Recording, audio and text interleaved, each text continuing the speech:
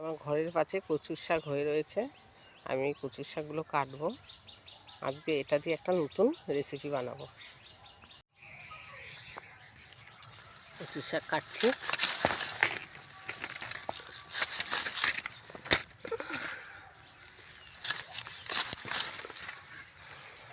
কচুর শাকগুলো কেটে আনলাম, এবার ভালো করে গোটা ধুয়ে নেব, তারপর আবার কেটে দেবো।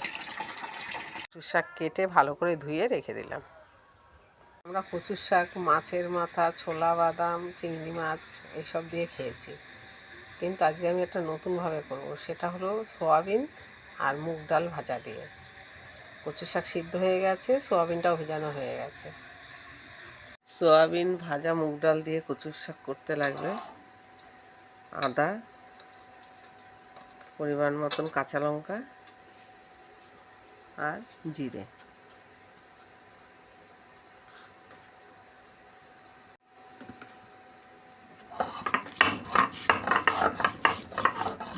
মশলা হয়ে গেছে।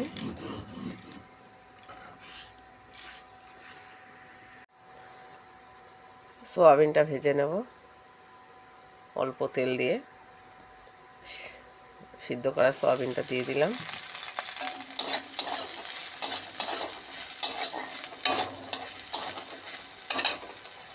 অল্প হলুদ দিলাম সোয়াবিন ভাজার সময়, সোয়াবিনটা দেখতে ভালো লাগবে। যদি সোয়াবিনটা বড় থাকে তাহলে কেটে নেবেন, আর যদি ছোট ছোট থাকে তাহলে আর কিছু কাটতে হবে না।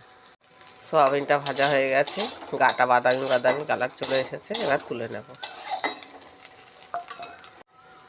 শুকনো লঙ্কা ফোড়ন,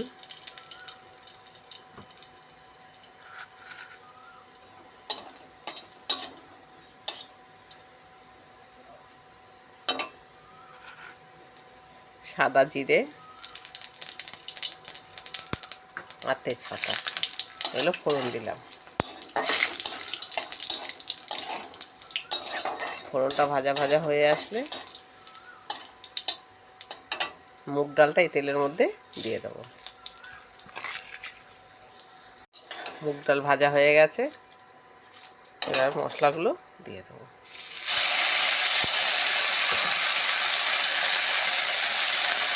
পরিমাণ মতন হলুদ,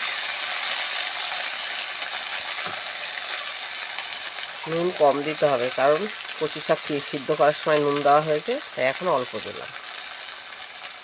আর ভাজা সয়াবিনগুলো দিয়ে এটাকে কষিয়ে নিতে হবে।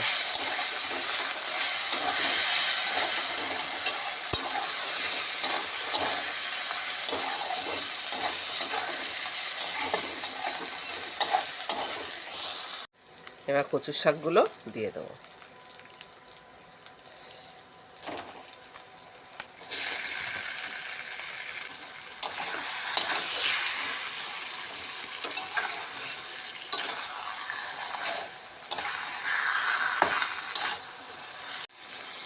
মনে রাখতে হবে কচুর শাক রান্না করার সময় ঢাকা দেওয়া চলবে না, তাহলে আরও জল বেরোবে। এখন কিশমিশটা দিয়ে দিলাম।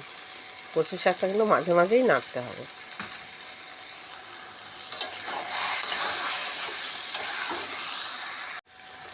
পরিমাণ মতন চিনি দেবো। কচুর শাক চিনি ছাড়া ভালোই লাগবে না। আর বাদাম একটু গুঁড়ো করে রেখেছিলাম, বাদাম গুঁড়োটা দিলাম।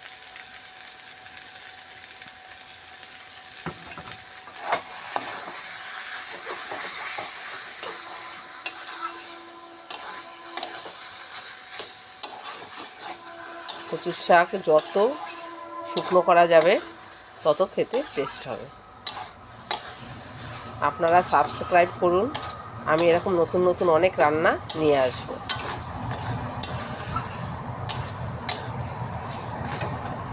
কচুর শাক রেডি।